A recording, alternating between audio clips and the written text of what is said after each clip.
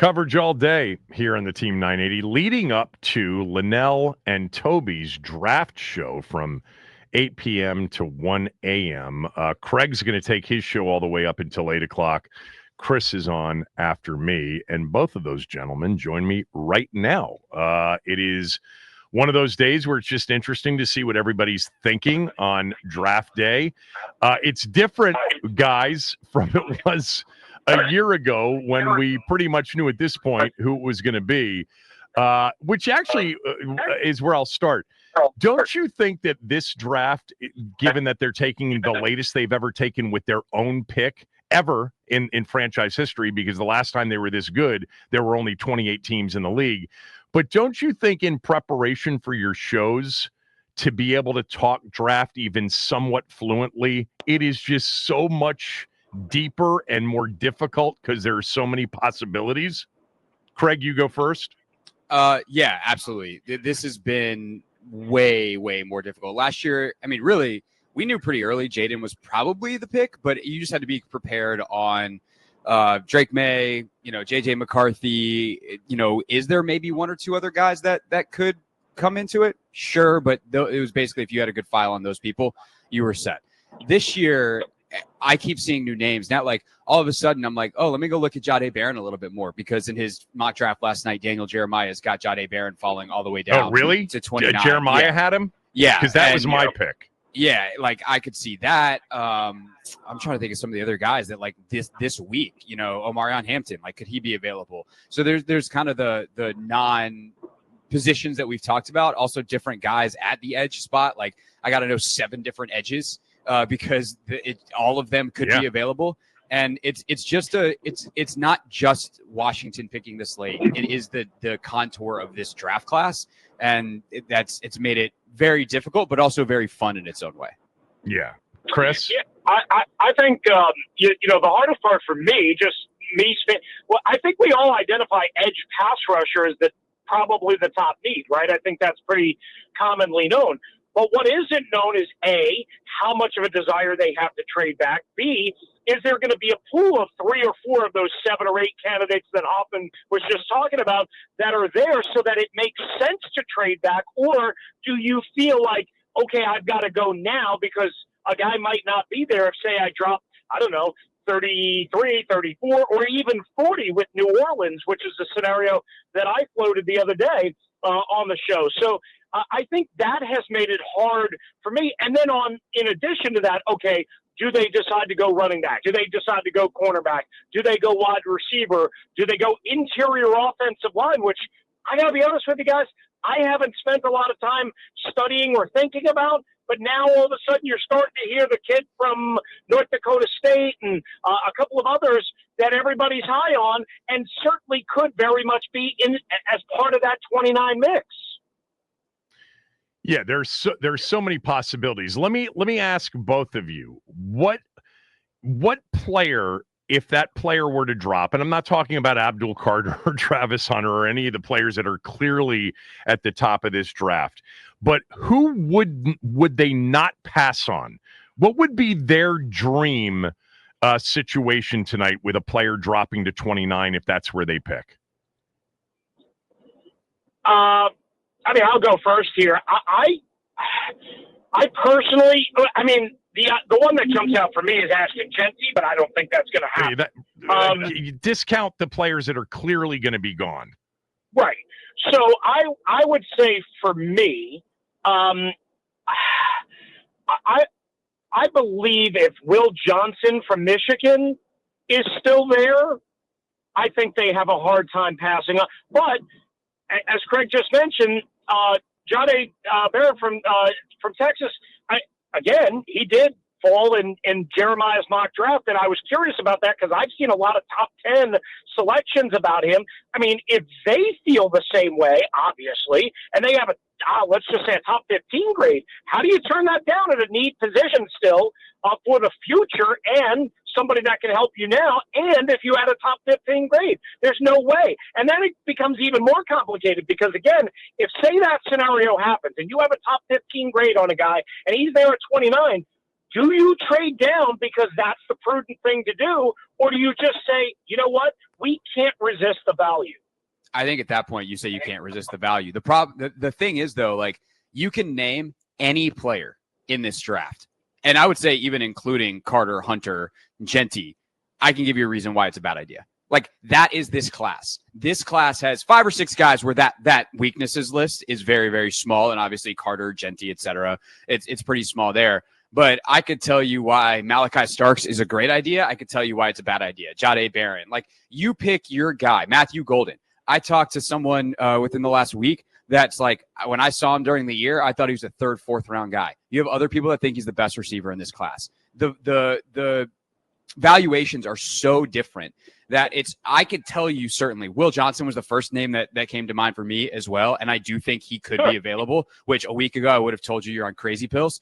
But I do think that there's the foot. I think there's some other stuff he didn't test at all. And to say other stuff, I think other injury stuff that concerns people. But at 29, like, what are you waiting for? Like, go do that. Shamar Stewart, Donovan Ezra, like, you name a guy, I can tell you why it's a great idea. I can tell you why it's a bad idea, which is kind of a cop-out answer, Kevin, but it is the truth about this draft class. Yeah, the Will Johnson thing, if he's available, there are a couple of guys that I'm sorry, but if they're available at 29, there is something drastically wrong. With him, it would be the injuries, clearly, that there's something of major concern. I think like, a Pierce or a Green, if Green were to fall to 29, then the due diligence has unveiled something about him that Washington would likely pass on to. That's just my guess. Because you're right. This draft, I would say 5 through 60, there are pluses and minuses, and everybody's got a different opinion on. I don't know if people have at this point a different opinion on the top 2 or 3 guys or 4 guys. I think Genty's in that group. But anyway, what would surprise you, Craig, you first? What would shock you if they stayed at 29 and took this player? A quarterback, like outside of that, outside of quarterback, I don't have course. like I don't and long have snapper an answer. Yeah, kicker, punter, we can throw those in too. Like it's hard, man, because I have seen so and done myself. Like I've done like 8 or 9 mocks at this point. We got another one in the 4 o'clock hour today on our show, and I've just seen too many things fall. I would say. I would be kind of surprised if there's a tackle at 29, because I think that either like Josh Simmons' injury stuff is bad enough that you don't want him and he's available, or the good ones are going to go. I've heard Kelvin Banks. I mean, now this is out there. Like he could go as high as 6. Right. And I've talked to people who think like that's deserving. I've talked to people that think he's in the teens. I've talked to people that think he's a guard and belongs in the 20s. But I think tackle would surprise me at 29, because I just don't see how the best player on their board at 29 is a tackle worth taking. That I would say that. And by the way, I think as much as a lot of people think that Brandon Coleman should be a guard, they've said he's a tackle, and I think we should believe them. By the way, Banks is another name. Yeah, go ahead, Chris. Sorry, Kev. No, I didn't mean to talk over. I'll go in general offensive line. I mentioned the guards earlier, and I agree with what Craig just said. I'll just give you one different that for me, I don't know if I would love, and it would kind of surprise me if he went this early, is Trevion Henderson. I understand what kind of breakaway speed he has. I understand they don't have that profile. I don't know, and Kevin and Craig, you would know better than me, I don't know if I see him as even a 15 to 18 carry type of guy, and I need somebody, moving forward beyond just not only this year, but with all 4 running backs being on the final year of each one of their deals, and certainly the top 2 having, I would say, significant injury concerns. I need somebody that can carry the ball more regularly than just being a 3rd down and spot 1st and 2nd down type guy, which is how I kind of view Trevion Henderson. That's not to say he can't play on 1st and 2nd down. I just don't know if he's the bell cow, if you will. And I understand you don't want 3 yards in a cloud of dust bell cow anymore. I get it. But you guys know what I mean. Can he be asked to have the breakaway speed, the explosiveness, the pass catching ability, pass pro, and also carry the ball, say, 15 to 17 times with a bunch of those carries coming between the tackles. Pass pro, yes, and everything else, yes. But I agree with you. I don't think he's a 20-plus carry a back game. What do you think, Craig? Yeah, I think that he is a really, really high-end version of a piece that's really, really valuable in the NFL, and specifically in this offense. But do you want a part-time starter with your first-round pick? And I would say the answer is no, especially when there is incredible depth at that position in this draft. And the other part of this that we should talk about probably more is the contract value. Like, the most expensive running back in the league is now making $15 million a year. Yeah. The discount you get for taking a first-round running back is not that steep compared to wide receiver, edge, quarterback, etc. Yeah, 100%. By the way, I wanted to mention one thing real quickly because you guys who were talking about O-line would be a surprise. I don't think he'll be there, but I think if Tyler Booker dropped to 29, they would race up with that as their pick. And I've also heard in the last 24 hours that Banks is is closing in as a close second if you consider him a guard. All right, so let's get to prediction time. I don't know if you guys have done this already on your show. I just did it. This is a bit of a reach to expect him to be available, but I went Jahdae Barron from Texas. I think the short arms, the height, there's a possibility that ends up being the reason he's available. And I don't think Ezeraku will be there at 29. And I think he would be the pick if he were there at 29. That's why I went Barron. You guys give me your pick and the logic behind it. Chris, you go first. All right, so maybe I guess I'm stealing a little bit from what I did for Craig on a different feature, but I'm going to go if he's there, of course, and I don't know if he will because of how he did at the combine and all that. Shamar Stewart, I look at him as a high upside, higher ceiling type guy, really good against the run. I think sideline to sideline he can chase. I think backside pursuit was a strength that jumped out to me. I think he's still developing, still learning how to finish, and hopefully this coaching staff between Quinn and Joe Witt Jr. and Ryan Kerrigan and so on and so forth can figure out a way to unlock that next step, that next level. I love the athleticism, of course. We all know they love the athleticism, and I think he's a little bit underrated as a football player all around, as opposed to Ezeraku, who is more of a pass rusher. So I'm going to go with Shamar Stewart. All right, Craig. I can't believe I'm about to say this, but I agree with everything Chris Russell just said. Stewart is so underrated because people think that he's just like an athlete out there running around. It's like, no, his sack production's bad, but he does a bunch of other stuff well, which is why I think there's no shot he's going to be there the more I think about it. But if he is, I think you're right, Chris. They run to the podium and take him. And then I say there's no shot he's going to be there, so let me pick someone else. I'm going to pick a guy that has been mocked in the top 10 for most of this process, but I think Will Johnson's going to fall. And I think they would have a really hard time looking at outside corner. They know the program, obviously, with Mikey being the pick last year. His character and all that stuff is really, really high. I think he gets the Commander's tag. It's just a matter of the injury. And if he falls that far, I think you can make the argument that you go, there's a reason he's fallen this far injuries. That's a risk. But at 29, if you're getting a top 15 talent, I think you just take that risk and you do it. So I'll go Will Johnson, the corner out of Michigan, which basically until yesterday, I would have never thought was remotely a possibility for them. But don't you think Kevin, if he fell to 20, we didn't compare notes.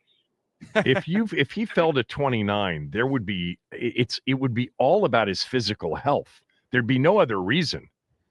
Yeah, but I think you also have to.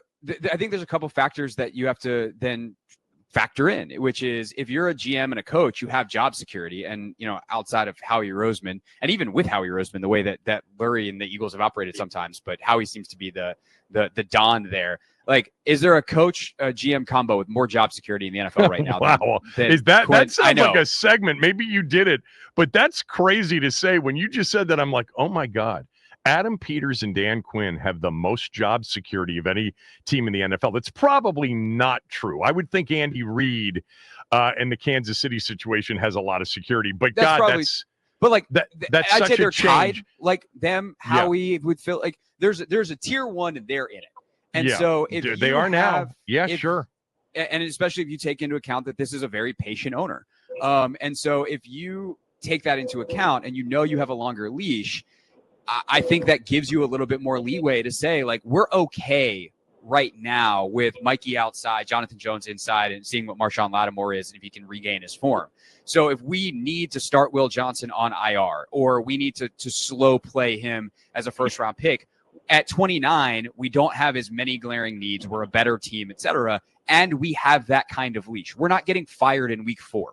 We're not getting fired after next season. We're not getting fired in 2 years. So you have the ability to take a risk on a high-end player in a way that a lot of other teams do not because of their situation in the front office and on the coaching staff. Look, I'd be all in, especially if they made the pick. I would trust it that they feel good about it. But God, I would be shocked if he's there at 29. The Shamar Stewart thing, I talked about this, I think, earlier this week. And I'd forgotten the player that had been described this way. Of course, he's like a physical freak, but I don't think he has any feel for football. He's a straight line athlete. And it finally occurred to me as you guys were talking about him, because Cooley used to say about Perry Riley that really athletic, the whole thing, but when the action's going in one direction, he's running the other way. I'm not saying Shamar Stewart is that, but I just don't think he has the feel of a football player, which is why the production hasn't been there. I know the pressures have been there, and maybe he can get coached up to that, but I think that's one of those things that's innate. Spatial feel, vision, athletic feel. He just doesn't have it when I've watched him. But physical freak, which is why I don't think he'll be there at 29. Somebody will think that his athleticism is just too tantalizing to pass on. Yeah, just quickly, Kevin, it's a traits position, though. And that is the position that if you just want a freak athlete you're like, hey, man, see that guy with the ball right there? Go get him. And maybe. He's disruptive. We'll see. He couldn't get him in college. He's disruptive in the run game, too. And I think that's an important thing. And in a division with Jalen Hurts, you can chase Jalen Hurts. And that speed matters. Thanks for this, guys. Appreciate it. Good luck the rest of the day. Have fun. Thanks. Thanks, Kev. Appreciate Craig and Chris, everybody, all day long, all night long tonight when you add in Linnell and Toby doing draft coverage. Ben Standig next.